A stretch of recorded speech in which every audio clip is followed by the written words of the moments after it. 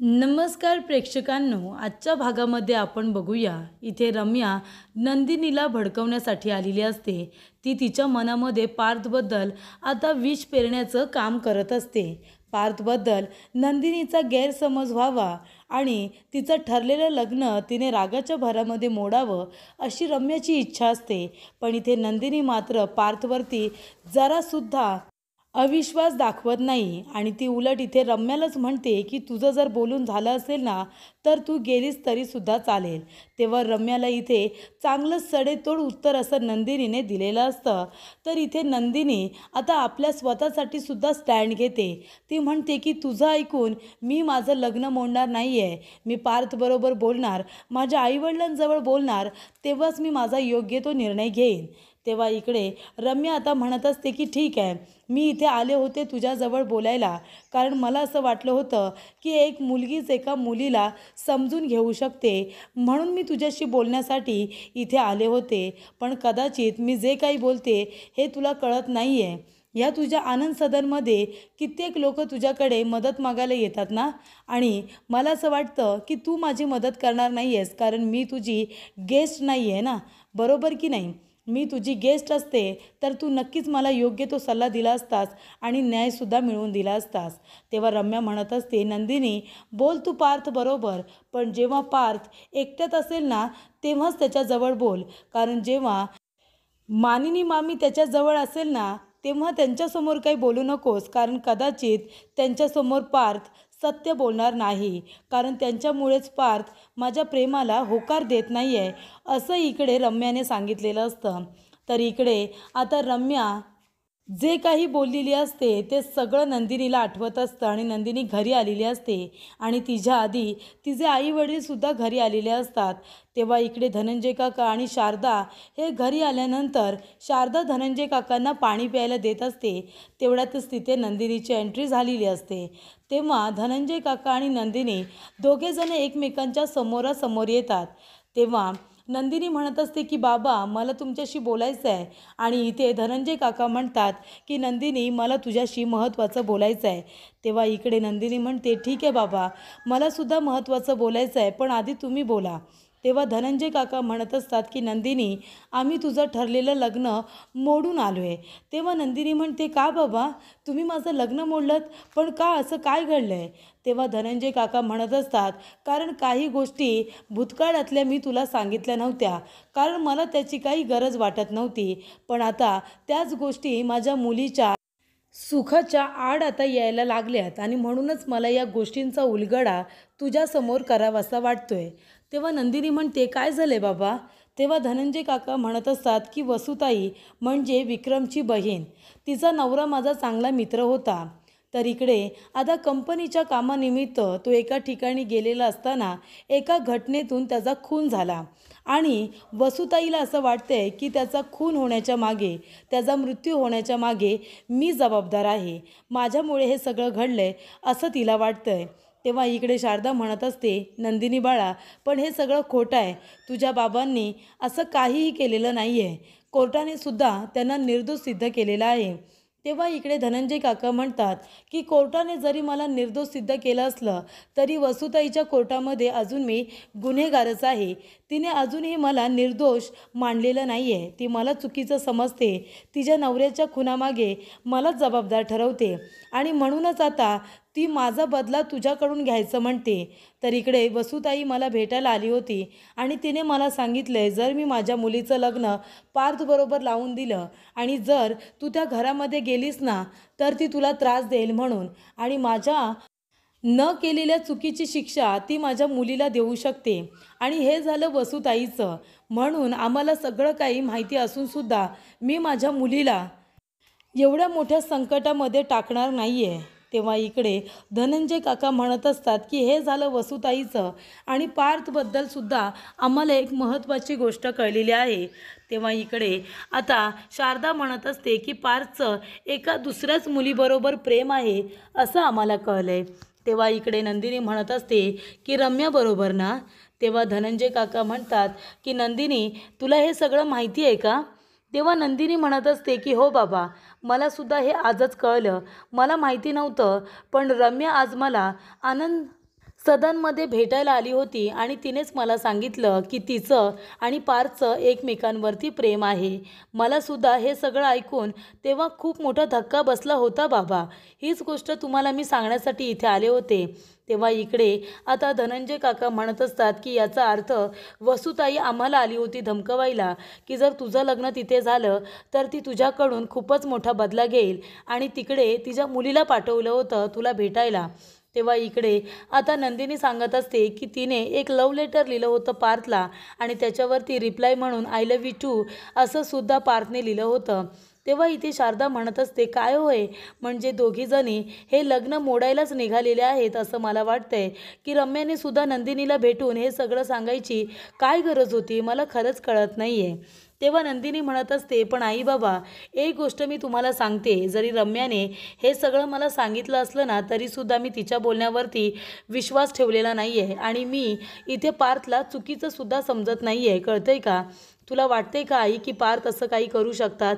तेव्हा इकडे शारदा म्हणत असते की नाही गं पार्थ असं काही करू शकतात असं मला अजिबातच वाटत नाही आहे. तेव्हा धनंजय काका म्हणत असतात पण सत्य परिस्थिती काय आहे तर वसुताईने आपल्याला धमकवलं आपल्या मुलीला लग्न झाल्यानंतर तिच्याकडून खूप जास्त त्रास होऊ शकतो हे तर आपल्याला कळलंय ना.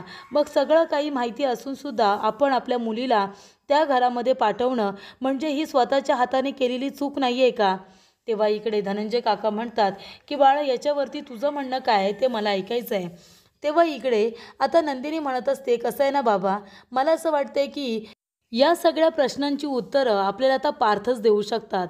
म्हणजे रम्याचं म्हणणं आहे की तिचं पार्थवरती प्रेम आहे आणि पार्थचं सुद्धा रम्यावरती प्रेम आहे पण मला कधीच त्यांच्याकडे असं बघून वाटलं नाही की ते मला फसवत आहेत किंवा माझ्याबरोबर खोटं बोलत आहेत.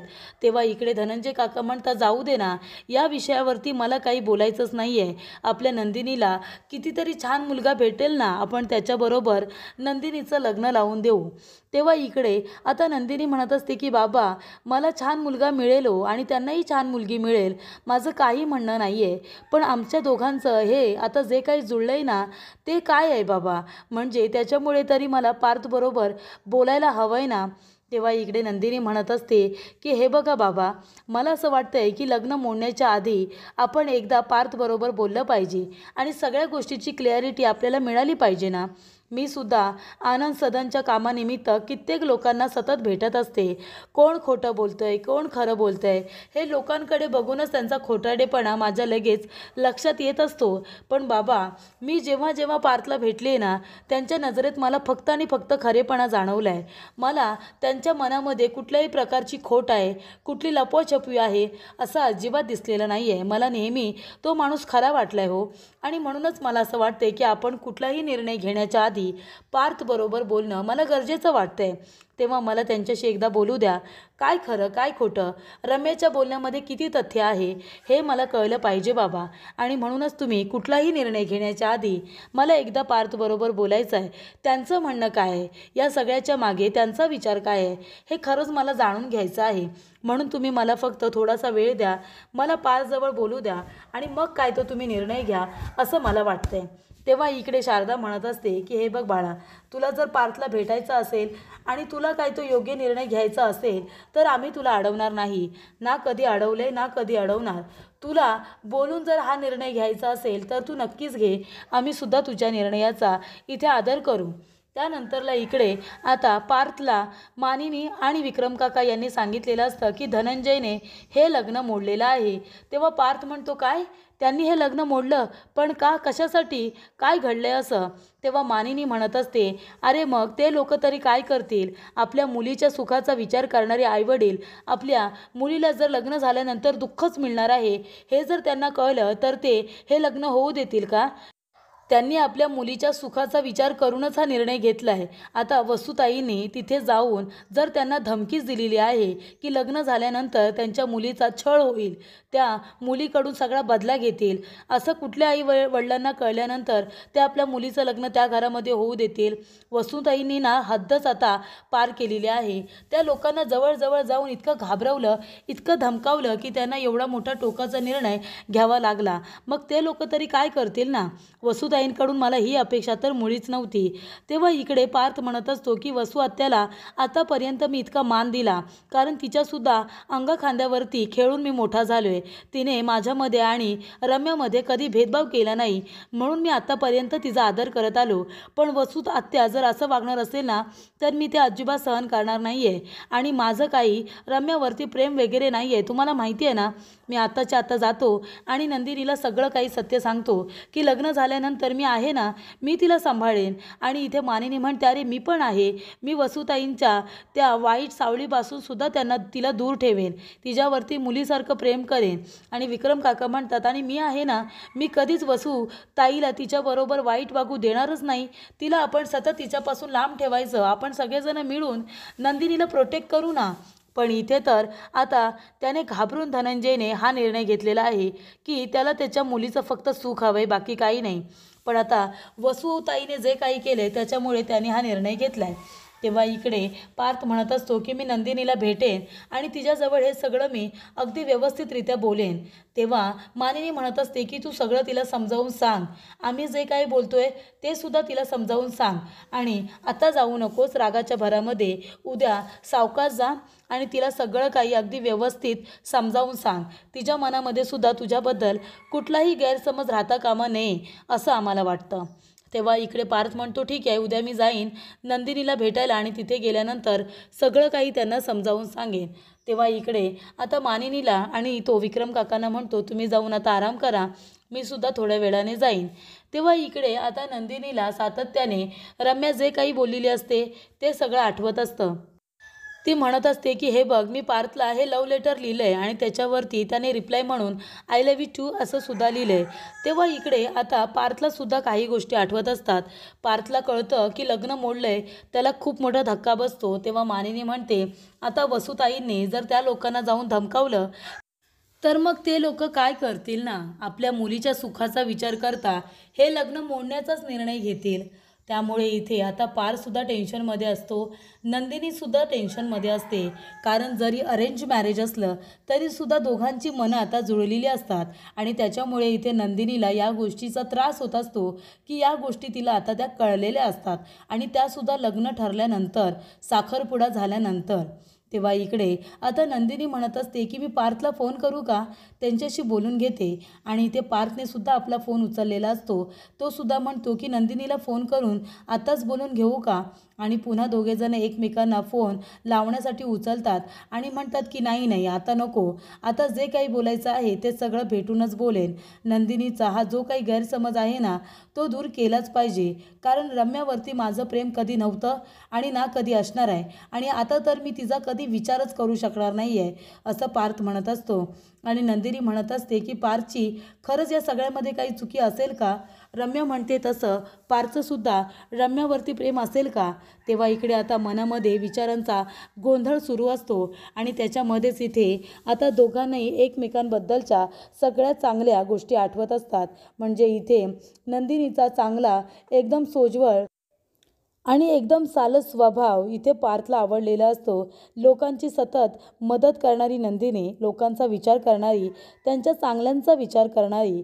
त्याचबरोबर इथे गाडीवरती जेव्हा पहिल्यांदा ती पार्थला आपल्या गाडीवरती बसवते आणि त्याला त्याच्या कामाच्या ठिकाणी नेऊन सोडते, ह्या सगळ्या गोष्टी आता पार्थला आठवत असतात, नंदिनीला आठवत असतात.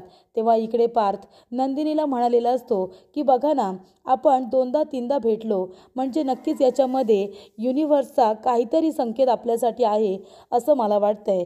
जेव्हा इथे नंदिनीची ओढणी पार्थच्या चेहऱ्यावरती जाऊन उडते तेव्हा इकडे पार्थ हळुवारपणे तिची ओढणी आपल्या हाताने आता बाजूला करतो आणि ती हातामध्ये पकडून तिच्याकडे प्रेमाने बघत असतो. ह्या प्रत्येक आता गोष्टी, हे चांगले वाईट क्षण सगळे आता नंदिनीला आठवत असतात आणि तिच्या मनामध्ये आता इथे विचारांचा खूपच जास्त आता भडीमार झालेला असतो. खूपच जास्त तिला आता या गोष्टींचा त्रास होत असतो. तेव्हा इकडे साखरपुड्याच्या दिवशी पार्थ आपल्या गुडघ्यावरती बसून नंदिनीच्या बोटामध्ये अंगठी घालतो. हे सगळे क्षण तिला आता आठवतात. त्यानंतरला इथे आता दुसऱ्या दिवशी आनंद सदनमध्ये नेहमीप्रमाणे ती आपली कामं करत असते आणि तेवढ्यातच तिथे पार्थ येतो आणि म्हणत असतो की नंदिनी हे सगळं काय आहे, तुमच्या आईवडिलांनी लग्न मोडलं, हे सगळं का केलं तुम्ही? तेव्हा नंदिनी म्हणते हो त्यांनी लग्न मोडलं, पण त्याला पण काही कारण आहे ना. म्हणजे आता आम्हाला काही अशा गोष्टी कळल्यात ज्याच्यामुळे आईवडिलांनी हा निर्णय घेतला असेल. तेव्हा नंदिनी म्हणत असते की पण मी अजून हा लग्न मोडण्याचा निर्णय घेतलेला नाही आहे पार्थ. तेव्हा इकडे आता पार्थ खूपच जास्त टेन्शनमध्ये असतो. तेव्हा इकडे नंदिनी त्याच्यासाठी पाणी घेऊन येते. तेव्हा पार्थ म्हणतो नाही नको, मला पाणी नको आहे. तेव्हा इकडे आता नंदिनी म्हणत असते की पार्थ हा लग्न मोडण्याचा निर्णय मी घेतलेला नाही आहे, पण काही गोष्टी मला काल कळलेल्या आहेत. मला रम्या इथे भेटायला आली होती आणि रम्याचं असं म्हणणं आहे की तिचं तुमच्यावरती खूप जास्त प्रेम आहे आणि तुमचंही तिच्यावरती प्रेम आहे, पण मानिनी काकूंमुळे तुम्ही ते प्रेम ॲक्सेप्ट करत नाही आणि म्हणून तुम्ही त्यांच्या सांगण्यावरून माझ्याबरोबर लग्न करताय असं तिचं म्हणणं आहे. तेव्हा इकडे आता पार्थ म्हणत असतो पण तुम्हाला हे सगळं सांगितल्यानंतर तुमची रिॲक्शन काय होती? तुम्हाला खरंच हे सगळं असं वाटतंय का? तेव्हा नंदिनी म्हणते की माझ्या वाटण्याने आणि न वाटण्याने काय फरक पडतो ना. म्हणजे रम्याने मला ते लव्ह लेटरसुद्धा दाखवलं जे तिने तुम्हाला लिहिलं आहे आणि त्याच्यावरती तुम्ही तिला रिप्लाय म्हणून आय लव्ह यू टू असं लिहिलं आहे. कसं असतं ना पार्थ, म्हणजे बघा तुम्ही दोघेजणं लहानपणापासून एकत्र लहानाचे मोठे झालाय, बरोबर की नाही? म्हणजे तुम्हाला तिच्याबद्दल जे वाटतं ना ते कदाचित प्रेम असू शकतं, पण तुम्हाला असं वाटते की नाही ती आता तुम्हाला सवय झाली असं वाटत असेल आणि कदाचित तिचं तुमच्यावरती खूप प्रेम आहे ते मला तिच्याकडे बघून कळलंच. पण मला असं वाटते की तुम्ही पुन्हा एकदा एकमेकांचा विचार करणं काही चुकीचं नाही आहे. म्हणजे तिचं तुमच्यावरती प्रेम आहे आणि तुमचंही तिच्यावरती प्रेम असेल तर मी आत्ताच बाजूला व्हायला तयार आहे आणि हे लग्न जरी तुम्ही मोडलंत ना तरीसुद्धा मला काही त्रास वगैरे होणार नाही आहे. हे बघा अहो आपलं लग्न फक्त ठरलं आहे, झालेलं नाही आहे. म्हणजे सॉरी मी हे सगळं बोलते, पण मी खरोखर बोलते अगदी मनापासून. तुम्ही रम्याचा विचार करायला काही हरकत नाही आहे. तिचं तुमच्यावरती प्रेम आहे आणि तुमचंही जर तिच्यावरती प्रेम असेल ना तर तुम्ही दोघांनी लग्न केलं पाहिजे, तुम्ही दोघांनीच एकत्र आलं पाहिजे. आणि मी काय, आपलं लग्न फक्त ठरलं आहे, मी बाजूला व्हायलासुद्धा तयार आहे. आणि तुम्हाला असं वाटेल की आपलं लग्न मोडलं तर मला त्रास होईल, असं काही होणार नाही आहे. तुमच्याशिवाय मी मजेत राहीन. तेव्हा पार्थ म्हणतो म्हणजे आपल्या दोघांचं ठरलेलं लग्न मोडलं तर तुम्हाला अजिबात त्रास होणार नाही आहे का नंदिनी? तेव्हा नंदिनी म्हणते नाही, अजिबातच त्रास होणार असं नाही, थोडा वेळ लागेल पण मला इतका काही त्रास वगैरे होणार नाही, मी स्वतःला इतका त्रास करून घेणारच नाही. तेव्हा तुम्ही आता रम्याचा विचार करायला काही हरकत नाही आहे. तिचं तुमच्यावरती खरोखर मनापासून प्रेम आहे, तिच्याकडे बघून मला ते दिसत होतं. पण तुम्ही जर मानिनी काकूंमुळे नकार देत असाल तर तसं करू नका. तुम्ही रम्याचा विचार करा आणि तिच्याबरोबरच तुम्ही लग्न करा असं मला वाटतंय. तेव्हा पार्थ म्हणतो तुम्हालाही असंच वाटतंय का की माझं तिच्यावरती खरोखर प्रेम आहे? तेव्हा नंदिनी म्हणते आता मला काही ते माहिती ना, पण मी एक गोष्ट तुम्हाला सांगते, ती तुमची लहानपणीची मैत्रीण आहे.